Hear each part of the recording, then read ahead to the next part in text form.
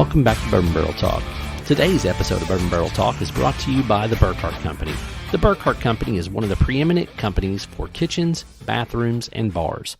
Their team can take your concept from design to build and then install. With almost 50 years experience, you can trust their team with all of your home and business projects. Call Andrew or one of his team members at 502-587-1538. Hello and welcome back to Bourbon Barrel Talk. I'm your host, Scott Minton. Today we are back at the Burkhart Company, and it was a weird conversation. So we sat down and we talked for hours about, well, I felt like hours, but it really wasn't that long because we just had such a great time. But we talked about cabinetry and Peerless and, you know, how people get their bars and things like that. And I forgot that Andrew owned a coffee shop, and then we started talking coffee with John, and like it just went nutso. So, fellas, welcome back. How's it going? Let's talk John coffee. Brought beans. Yeah, I brought beans and bourbon, man. Beans Best and thing bourbon, ever. and there's a lot of bourbon. Yeah, so we own Pearl Street Game and Coffee House, which is a board game cafe in Jeffersonville, Indiana, by the walking bridge. It's one block to the left when you walk off the bridge. And we, from the beginning, wanted to do everything local. So we buy all our coffee local. We do our espressos from Sunnergoss. Our drip coffee is from Fonte. And when I found out that through Scott about Stave and Bean, and I was like, oh my gosh, I called Jordan, our manager. I said, dude, we have got to find out how to get this stuff. I didn't know we could just buy it. I thought it was allocated like bourbon. but anyway, John, will you explain like the flavors that you have and how you do what you do? Yeah, no, absolutely, man. I appreciate that. Yeah, so I started Stave and Bean Barrel Aged Coffee back in September of 2022. I'm sorry, 2021. Right, geez, man. COVID, man. COVID, man. COVID years. But the idea kind of came along during COVID. You know, I had some free time working at the distillery. We never fully shut down, but I'm a huge coffee lover, right? I mean, think about how do you start your day? Cup of coffee, probably. Yeah, right? Well, Folgers says with Folgers in your cup. Water. I go water, breathing, coffee. Exactly. And so I was trying to figure out a way to repurpose some of these barrels that I go through at the distillery. Because some of these barrels have great flavor profiles and aromas to them. I'm like, God, like I hate to just send these back. Like, what can I do to recapture this? And I don't even know how to explain it. It just clicked one day. I was like kind of just researching the internet, like small businesses, how people got started. And I see these coffees thing and like how absorbent coffee is and all this. I'm like, well, what if I put some coffee beans in some barrels and start, just let them sit in there for a little bit before I roast them. So I started off, I would just buy like 150-pound bags of coffee. Like literally just know I'm going to take a loss on this. I'm just going to put it in some barrels and have some roasted. And I'll never forget the first guy that roasted. I won't say any names or anything because he's not in Louisville and don't even know if he wanted me telling people. But I remember him just looking at me and being like, oh, what the hell is this? Like this is so different but really good. And from immediately I was like, all right, here we go. Now I ran into another friend of mine, Corey Welsh. He lives in New Orleans. It's like one of the biggest coffee ports. He just happened to come in one day and he's like, what are you up to? And I'm like, oh, just been experimenting, like barrel aging coffee. And like, I mean, didn't even take him 10 seconds. He was like, I'm in. Do you want to investor in this? Like I live in New Orleans, coffee ports. Like I love coffee. And we just started getting hooked up. Great guy, man. We went 50-50 on the business. And so basically what we do is we take green coffee beans. We'll put them in very unique specialty barrels. So I use Peerless bourbon, Peerless rye barrels. We do Amaro barrels, vanilla extract, orange curacao, rum barrels. And we'll take different types of beans and put them in these barrels and help. Basically, these beans will absorb different flavor profiles, which then we'll take to a coffee roaster and have them roast. Do you put any liquid in with... We don't physically put liquid in, but the barrels that we get, I mean, these things are Sometimes fresh. they're super wet, right? Yeah, so the benefit of my job of being like what I do is I have access to just very unique, very fresh barrels. I mean, we take them off the dumping lines and we throw beans right in them. So when you say very wet, the one thing I remember is growing up as a kid, my dad owned Louisville Golf Club Company, which was a wooden golf club company, and they made a putter out of a Jack Daniel's whiskey barrel. And when they would ship the barrels to Louisville Golf to make the putters, they would be very wet. They would have bourbon in them. Like Yeah. I guess it would seep through during the different temperature changes. We could pour out. It was enough to pour out. Absolutely. And what you do is you let those barrels sit. If anybody ever gets one, let them sit. The summertime's the best. Let them sit in the hottest place, right? You want to sweat those barrels out, help that liquid just kind of come out, and it's freaking amazing. So okay, so Illegal, but amazing. Yeah. I have not tried this yet, but I'm about to place an order. What I would really like to do is at the coffee shop is once a week or more is offer on certain days a drip of these different flavors and announce it on our social media. Absolutely, man. I mean, we have about right now. It varies. We have anywhere from 10 to 13 different products because we do like to rotate. We do like we take pride in specialty barrels. We like these barrels to be different, unique. But we have some great ones like what you got right there. All right, that so I'm one, going to open up the Manhattan. Go for I'm it. going to So smell it. Yeah. what's really cool is and this was actually what I like to call a happy accident. So we came up with these different coffee blends by pure luck from a friend of ours, Jessica Ann, also known as the Bourbon Insider. Oh, Jess Ann. Yeah. So she works for a barrel company, and literally we were like, hey, we're doing these different barrel age, and she's like, well, are you blending them? We were like, no. She's like, well, why don't you take this and this and call it that? And like a light bulb, just clicked right on. So what is the Manhattan? So the Manhattan is an Amaro barrel aged Honduran bean that we get, and then we blend it with the rye barrel aged Honduran bean, which in cocktail kind of sense, that's kind of like two of the ingredients that make up a Manhattan. So we're like, well, let's do a whole cocktail line. So we have the Manhattan, we have the Sidecar which is actually a Costa Rican bean that we aged in an orange Curacao barrel and then blended it with the bourbon El Salvadorian, and we called it Sidecar. I've had the Sidecar. That's the only one that I've had of your all's product, and it was absolutely delicious. But, man, this Manhattan smells special, dude. Yeah, no, thank you. Yeah, and we use Quills. Let me tell you, man, Quills, they know their stuff. They're no doubt. roaster. Quills is a very high-end place. Quills, no and during the early stages, we talked to Fonte over at Fonte's Coffee, another great place. Like make fantastic stuff too as well. But we want to do a certain amount. Sometimes coffee places can't live up or can't. They can't accommodate. They're making their own stuff, exactly, right? Exactly. So it was one of those things, where we still have them at Fonte's Coffee. If we want to use them, we can. But we do Quills, man. Quills does a great job. We work with Brian Berkey and Cameron down there. Great roasters, man. I mean, talk about so hands-on. You let Brian Bikey touch your stuff, man? I know, man. But, he's got you tell you what, man. That man's got a great palate. Dude, one of the best palates in bourbon. Also known as Abandoned Bourbon. Bourbon. His coffee, too. And so. Abandoned Coffee on Instagram, too, man. Give him a follow. I mean, it's crazy going down there. And I love doing cupping sessions with them. And I'll bring them whiskey down. We'll do a little bit of both when we're down there. But, yeah, it's and we work hand in hand. So we do everything by hand. So, I mean, I will load these barrels with beans. But the cool thing about it is what I think really makes us a little bit different from any of the other. I went down a rabbit hole, especially my business partner. There's about 70 different barrel-aged coffee companies out there. But I'll tell you what, none of the people that do these actually work in the industry, can handpick each and every barrel we use. But the cool thing is they don't just go sit in a coffee shop and sit on the floor in these barrels. I mean, I literally put these up in a rick house. And let them age. And the fact that you let it age in one barrel and then move it to another barrel, that just shows how much hand craftsmanship there is involved in this thing. Yeah, it's very hands-on. Like I said, this isn't a big company. I mean, there is literally two of us that handle all of production. It's myself and Corey, my business partner, and he lives in New Orleans. So, I mean, he has to travel up here, do stuff.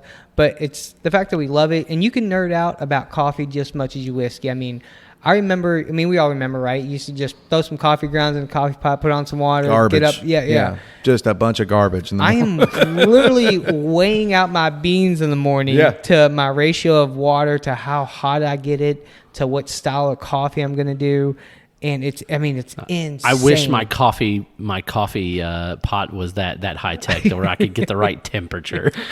Well, the beans are the most important thing, and I'll tell you, someone did Folgers at Burkhart the other day, and I literally just threw it in the garbage after I drank it because I was like, oh my gosh, there's no way people drink this. I literally bought my distillery a coffee made everything, and like show them like, here's the recipe. It's like, we're not doing Keurig no more. I don't care. We're not drinking Keurig coffee here. Right. Yeah. And I do go for a Keurig every now and then. I will say, every now and then you're in a pinch, whatever. I just want a quick cup. Oh, yeah, no doubt. I'm not a complete snob when it comes to coffee, but there is an absolute difference from a slow drip to a French press to just everything about it. Actually, if you buy whole bean coffee and you grind it and you do a French press, you can do it for a decent price. Oh, absolutely. It's not all about. It's not that it's super expensive and it's not like that.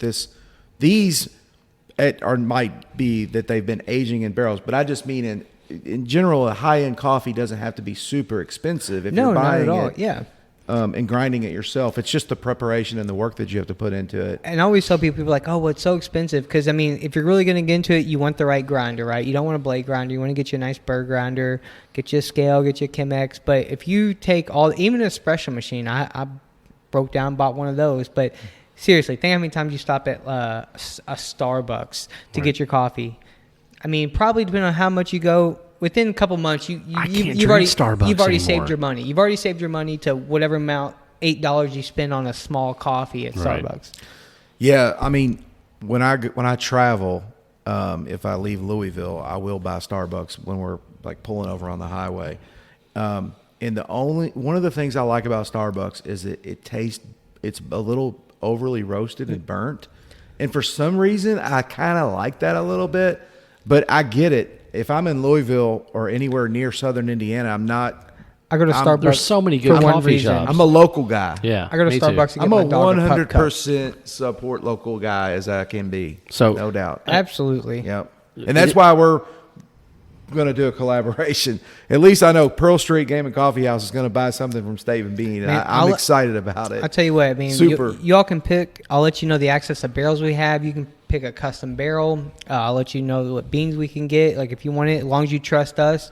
And the good thing is we'll pull samples during the aging process. So, we don't have a set time on how long each barrel ages. We go through, we pull samples, roast it, like, all right, this needs a little bit more time. I like where it's going. Let's do it a little bit longer. It can definitely withstand it. And the one thing that we did that was, I think, really unique in the beginning when we decided to go with Leo Fonte is he basically came into our facility with 4 different single origin coffees, and he said, look, you guys drink these. And we invited our top customers in, and it was at night, and he said, you guys taste these and you tell me what you like, and I'm going to blend a coffee that's just for you out of a single origin, a couple of them.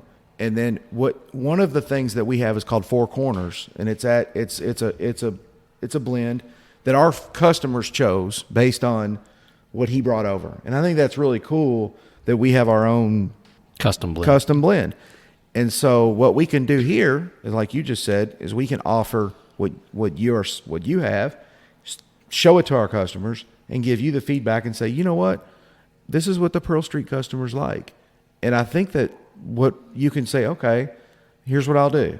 I'll make a Stave and Bean Pearl Street version that is like the Manhattan or whatever we like. Or if not, that the customers might say, keep it rotating, because I want to try every one of these things for a year, maybe. I don't know. But I really, really am excited that we are going to start offering something new. And I think our customers will be excited as well. I'm excited to hear the feedback on it, seriously, because like I said, that's a good thing. We have, like I said, anywhere between 8 to 13 different coffees that we have at one time, and we're always doing new stuff. So it's always about the positive feedback.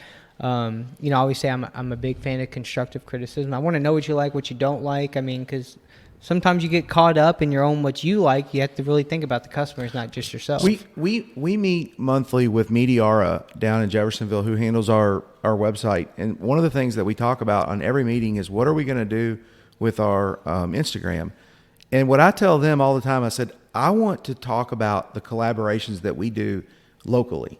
And the reason why is because the whole point of Pearl Street Game and Coffee House for me is to build community. I want people to have face-to-face communication, and be around people, because I think that's what makes us better people, is being around people. And if we can do this, and then we can have feedback on social media, then we can take this and make this a positive thing, and we can build community through it. Yep. And I think that'd be a really fun thing to do. Yeah, one of the things I really enjoy about Pearl Street is the fact that, like, because of the gaming aspect of it, I'm a little bit of a nerd. I play Magic and things like that, but we play a game called Dominion. It's like a deck building game. I don't know if anybody knows what it is or not. Great game. But anyway, we go down to Pearl Street on Saturday mornings at 8 o'clock, 9 o'clock in the morning, and we'll play for an hour with a group of friends. Because they're like, nobody want. I'll be honest with you, for a while there, we just didn't want everybody at our houses and stuff. So we would just go down to Pearl Street, everybody hang out, we'd have some coffee, and we'd play Dominion for an hour or so, and then get out. And Jordan would kick us out and be like, "Get out of here! You guys are eating up too much time." We at the table have back a there." new room now, though. We have a new expansion, so. If you want to stay, you can stay. It's Right. not, I like that, Scott. Dominion's a great game. So diving in on one of these barrels, samples you brought over here, the sugar plum, man. Oh my God. Which is crazy. So the reason I brought that one is, so that was the single barrel we did at the distillery, but I took that barrel. This is a rye. Yep, and Okay. I'm currently aging an El Salvadorian bean inside that barrel. So once again, like, this is the cool thing about the job, is I can taste some of these barrels like, oh my God, I love that. Dude. You know what? I'm gonna put some coffee beans inside that barrel. I can only imagine what these things are going to taste Man, like. you guys are so good at naming these. You say sugar plum, and I drink it, I'm like, oh, sugar I plum. tell you That's what, amazing. These are Caleb's picks there at the distillery, but hats off to Peyton, who works down there, because like I said, she has amazing, like, we love to has give a her palate. Oh man, and she has more of a visual line, like. So one of the funnest things about our job is, you got to think, you've tasted through maybe 15, 20 barrels, depending on the day, and like what we really like the man is for. And then you're going to name these barrels afterwards, right? So you're sitting here with like 4, not just coworkers, but we're friends, man. And then, you all got a little buzz, and you're like, all right, we're going to name these barrels. So, a lot of our names get shot down before the ones get approved. So Peyton does a good job of kind of putting that in perspective. Well, this It's got some dark richness, like that plum. You get a little bit of plum. I get almost like a creme brulee, like a weird, like, sugar, like caramelized sugar on the top, or brown sugar on the top of that too. The first thing that hits your tongue is a sugar taste. Yes. But that's literally in the bourbon sense. Yes. But I will say, if you don't know anything about us, we do a strictly sweet mash compared to sour mashing. So our process is a little bit different too in that form. Whereas we don't use the backside off the still, where a sour mash, then it'll take a good chunk of that off the still, that leftover water and grains, and put it back in their cooker and use it for the next. Yeah, but cook. I didn't taste that in the Peerless. Rye. Two different mash bills I that we gotcha. use for them. But like I said, hats off to a lot of people. Like I said, speaking of, you being a cabinet guy and things like that, the wood is what really is so unique to Like that 80 to aging process. 90% of the flavor comes from the wood. Comes from the wood. Now, don't get me wrong, you can't start with bad distillate and put it in a barrel and be like, oh, this will be amazing. No. It's kind of like a chain link. The weakest link, you're just good as the weakest link. So, the distillate we put in there is freaking amazing. hats off to Caleb and them with what they do down there. But the barrels, man, it's like tasting history, right? You're tasting, 70, 80-year-old trees, these oak trees, and then each barrel, is made of 53 to something stave, 53, 60 stave, something like that. And then each stave didn't come from the same tree, right? The flavor depends on the wind, the rain, the whatever. 100%. And heck, it could come from North Carolina or Missouri. Exactly, when they right? bring those staves in, man, they're brought in from all over the country. Oh yeah, so it's kind of weird you say that. At Burkhart Company, sometimes we'll do like something in white oak, and we'll go and we'll look at the oak that we're laying out, and we'll go to stain it, and we'll say, "Man, why is some of this taking this stain so oddly?" Well, it's because it's mixed. They're different trees, right? And our guy Wes Mears, he says there's hybrids too. It's not like you can just say, "Oh, this is white oak or red oak." There's actually hybrids. It's a thing, and you could say it's white oak and might be a hybrid. So when the stain gets applied to it, there's variation, and that's just the way wood is. But that's It's the beauty of fascinating. it. Dude, It's absolutely fascinating. That's what makes it so amazing. Yeah, we ordered some hardwood floors and we just had them installed recently, and like just the color variation between one board to the next, I was just like, man, it's crazy that they, like you said, it just takes on a different color. I mean, and it's all the same stain. And then it depends on the temperatures. Like, what temperature are you toasting your barrels? Are you doing a different level, char level 1, 2, 3, and 4? Like, that's going to give you all different flavor profiles inside that wood. And then you got to take the rick house in, right? The aging process, like what temperatures, what levels are they on? So let's nerd out on that a little bit. Char factor, right? So a lot of places go with that 3, 4 range. So I mean, I love an alligator char if done in the right type of barrel. I like that term. Alligator char, it's I like char it. 5. Yeah. I get it. It's a crackly. I mean, and I don't know how many times you've seen this out of barrel, but I mean, when you see a 5, you know a 5. I mean, it's a definite difference between a 4 and a 5. What's your opinion on that, John? So for me, I like our philosophy. So we do a medium toast, right? So first before we even char that barrel, we use Kelvin cooperage, which they're amazing. They still do everything by hand. A lot of the cooperages use, infrared or gas to char their barrels, whereas Kelvin likes to use all the leftover oak from the barrels that they're making, and that's how they make their fire pit. So it's all natural heat they put inside of here. So they do a medium toast, which I absolutely love because, you got to bring that wood to life first. I mean, think about it just like a marshmallow. Have you ever eaten a marshmallow just right out of the bag? It's pretty good. How much better is it when you slowly roast it, right? You get that sugar, that flavoring, kind of heat it up, get those little small bubbling pores going. I'm not the catch it on. I don't like to just catch it on fire and eat it. I like to slowly kind of turn it and get a little toastiness to it. Yeah, if it's fully caught on fire, you messed up. Exactly. So you gotta prime that wood first, man. You're gonna open up all those little small pores, bring some of that flavor to the surface. But when you come to charring, right, you don't want to burn that away, right? Because there's only so much levels that it gets. I mean, in my opinion, I do like char 5, char 4, but depending on their style and how they do their barrels, sometimes I feel like it takes away a little bit from the wood, the toasting part, or the toasting part. So I really do like level 3 is the lowest I will go. So me, I'm more of a level 3, level 4, because you're still getting that charring level to give it some of the color, a little bit deeper flavor, but you're not taking away all that toasting. So I guess the question is, the more it chars, does it take away the wood a little bit? I think it can take away some of the flavor that you may have done during the toasting period. But like, once again, I am no barrel expert. It's got to be a different flavor. This is all just from my. You also get a lot more color out of a 5. No I will say you get some doubt. premature coloring out of 5s and things like that. And I will tell you, like, the 5s that I've had that I like the best are actually from a really, really tiny cooperage out in Kentucky, Zach. I don't know if you ever had any of Zach's stuff. I know what you're talking about, yeah. Yeah, so, like, I had a couple of 5s that were done, and they were very specific, barrels that a distillery did up in northern Indiana. And I was like, dude, like, this 5 just hits different. Like, it's just... And like I said, it could be, the fact that it's Zach doing it versus, Kelvin or what is it, Signo Moreau or something like that. I mean, that's the other thing, man. There's a billion cooperages out there, and wood makes a difference. I tell people all the time. What's a 5 do to coffee beans? That's the question. I don't know. I've never had coffee that was done in a 5. I don't think I have either. Oh, I don't. I will. Well, I've done other barrel. So the great thing about, I do more than just Peerless Bourbon, Peerless Rye barrels. I've worked with some OKI, some Ex Weller Rolling Fork barrels. But you know what? I've never asked what the char level on those, and that's so interesting. Bringing that up, because I'm like, all right. Maybe you could make a Pearl Street one called the 5. Well, the good thing is Andrew Weebrink. You got to find somebody that does a 5 first. Speaking of cooperages, Andrew Weebrink, he works for ISC, Independent Stave Company, but he also owns with Jason Bronner, Buzzard Roost Bourbon. And ISC is great, man. They're really on the up and up on innovation, so they really do study the temperatures of heating up barrels, understanding like what levels of heat provide what flavor. They want to do a certain type of coffee because they were like, well, we could design a barrel specifically to help absorb some of these coffee flavors you're looking for. Now, my guilty pleasure would be, and this is just me throwing a wild idea out there, you get if we can find a level 5 char barrel that had some really good bourbon in it, and then give it to Turner, let Turner put some of that Barbados or some of the, Foursquare rum or something like that in there. Let it sit in there for, 4 or 6 months, and then put coffee in it. Dude, I'm telling you, all that sugar that comes off that rum and molasses and...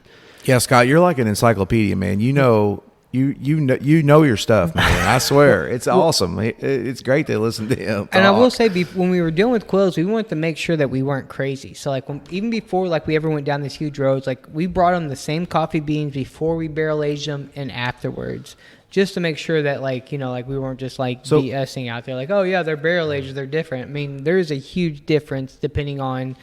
We used the X-Weller rolling fork barrel for one of ours, and it was fantastic. You know how Ben and Jerry's does these crazy flavors, and they have these crazy like logos and pictures and all that? Yeah. We could do like the Scott Minton 100% coffee, whatever he says, we just try it, and we just call it the Scott Minton. The Scott Minton blend. I'm drinking it. The Scott Minton podcast, yeah, the Barrel and Bourbon podcast, Bourbon Barrel Talk. The coffee, it's like the Pearl Street says, all right, here's what we're going to do. We want Scott to just do what he wants. And then that's what we're going to serve. Absolutely. I think it would be great. And the only reason I say that is because anytime if you can, especially like I said, you get a good quality bourbon or a good quality rye in one of those barrels, it's just they hit different. Like that 5 hits different. And then like I can only imagine like after that you put some of that rum in there. And if I was even going to get crazy, I would say either Barbados or Costa Rican rum.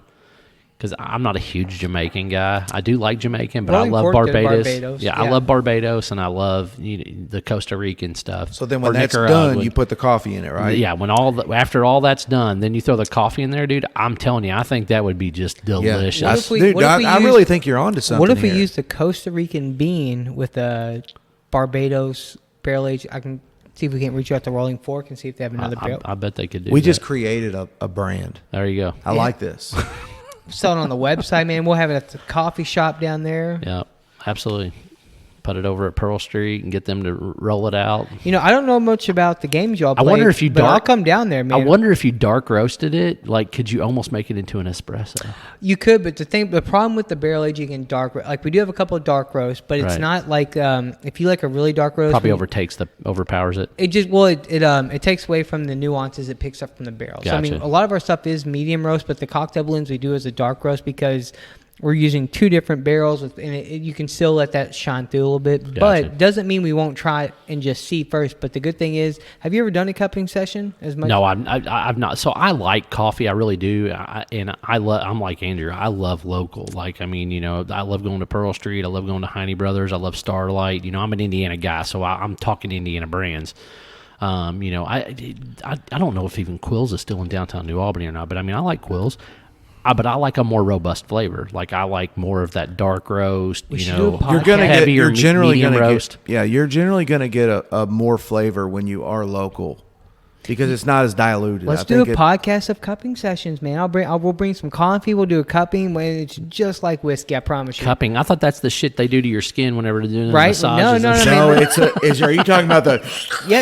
I mean, it's a slurp fest. So that's Bikey when he drinks bourbon, dude. It is a slurp fest. Bikey goes. The first time I did a cupping session with him, right? Like I like I said, I love coffee. I always loved coffee. But like I go down there, he's like, we're doing a cupping session. I mean, you're weighing out your beans, your temperature waters, but even the time limit, like how much time you do the breaking of the crust, and when you take that sip, this is gonna be really annoying. But I remember him was like, you got it. He's like, you have to slurp it. Like don't feel weird. It's gonna feel really weird. You gotta get the air in it. Yes. I don't want to do that with the whiskey. Yeah, especially not that. So I got to give a shout. I got to give a shout out real quick. That was a bad idea, man. I forgot he had that Untitled in that cup. The 150 proof. You can't slurp that. But you get the drift. Yeah, I mean it's so natural. The person that taught me about all that was Matt Argo at Good Folks, who's down the street. They make amazing coffee. That's who we used for our first 2 years. And when I watched those guys do the cupping sessions, it was mind blowing. It makes you feel bougie a little bit, but you know what I mean? Like, I want to throw that pinky up when I do it, but I mean, they have, like, I even bought, like, cupping spoons, like, everything. So I've watched somebody do it on Facebook, or not on Facebook, but on YouTube one time, and I'm like, these dudes are, like, crazy. What are they doing, dude? And then Bikey told me that's what he did. I was like, oh, my God, that's nuts. So, crazy. Hey, we had, like, 11 people doing this, and they would put on a whiteboard the first thing they thought of when they did it. Right. And when they got done, the guy that roasted it would say what the coffee was that they were drinking, and he was right every time. That's crazy. Well, that was say very this, crazy. Though, about it blew coffee. me away. Like, even if you're like skeptical, if you're listening to this, you're like, I don't know, but you drink coffee. Think about this: when you start your day every day with a cup of coffee, I mean that's everything, right? So think about that. How do you really want to start your day with just whether you like just to carry coffee, or if you really want to start off on the right foot? It's a totally cool thing to get into. Everybody has their own way of liking it. Exactly. Yeah. And it's same thing as whiskey. There's different Scott. Like if you're doing a French press. So what's yours in the morning? For me, so if I have plenty of time, if I wake up when my alarm first goes off, if I have an absolute choice, I have fell in love with my vacuum coffee pots. I love a vacuum coffee. Wait, what do you put in it? Was it a Dyson? I'm just kidding. No, it's actually called a Corey. I fell in love, and this is just recently. I fell in love with some of these vintage coffee pots we got from Rick Bronner. So funny thing, he was a huge collector of old coffee, but he came down with LAS, right? So God love him, man. He still just keep on keeping on, man. But he reached out to us and was like, "Hey, I see what y'all doing. I know you all from the whiskey industry. It's I would love to," and was just giving them to us. Right. I mean, it's a truly touching story about this guy. So I fell in love with these vacuum coffee pots. But before that, if I'm going to be recent, I love a good French press, man. It's the perfect thing, right? You heat up your water.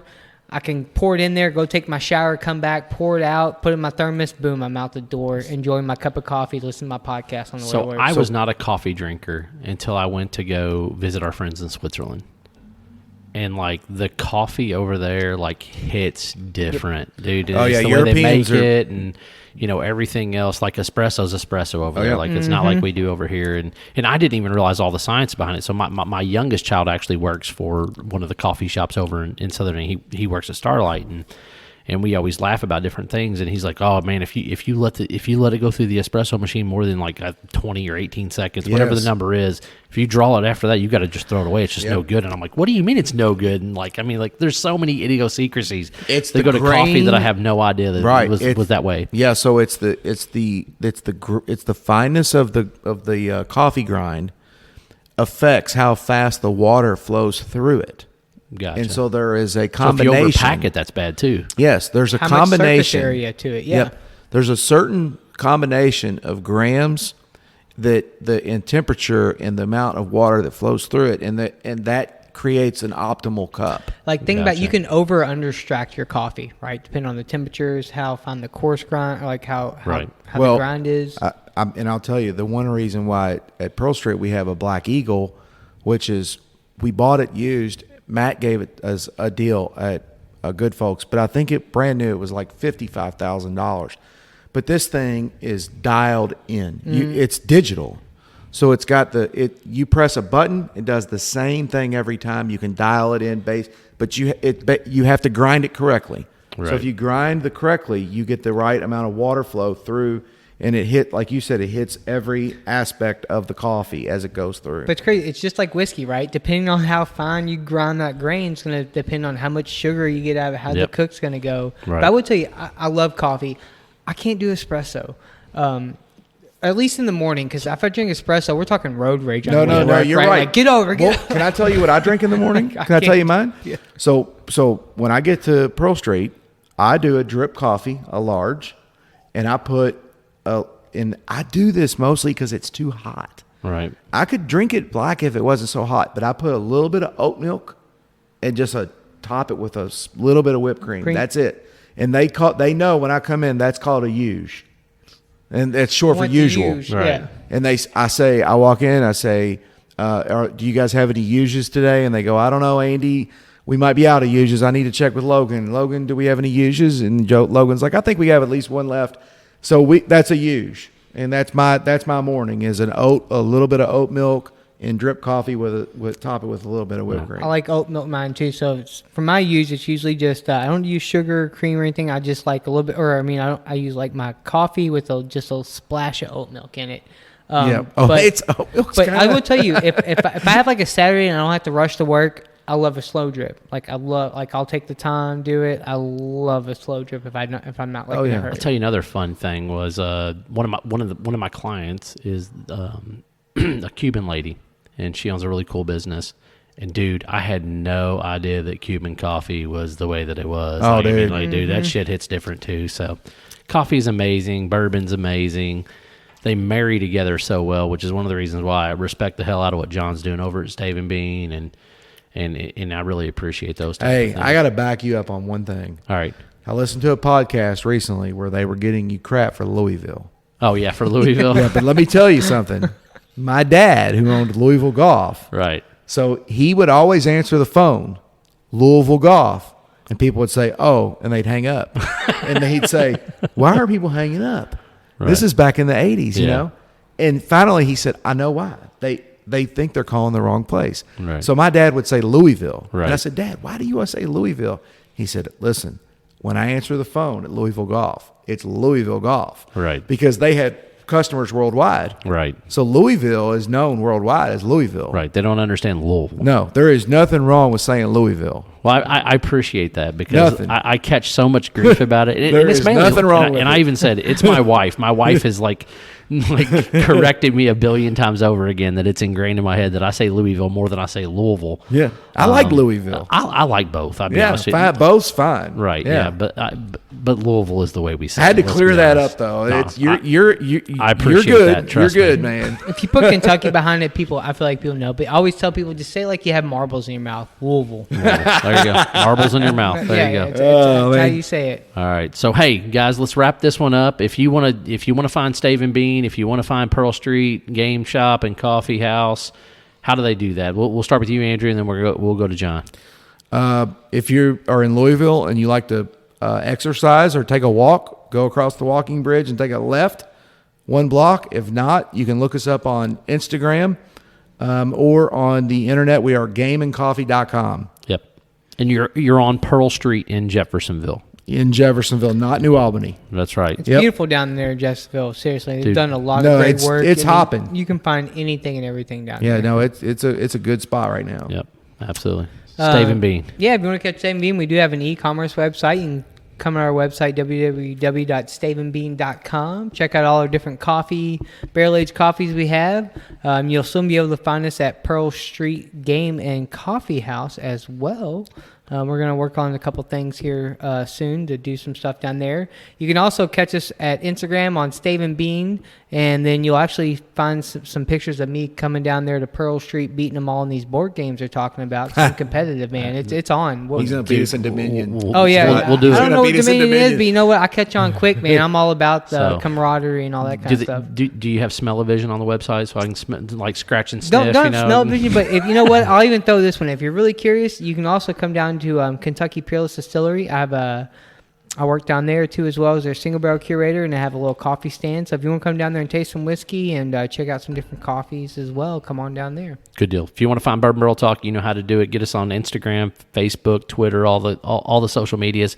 Email us at bourbonbarreltalk@gmail.com. Don't forget to hit the subscribe button.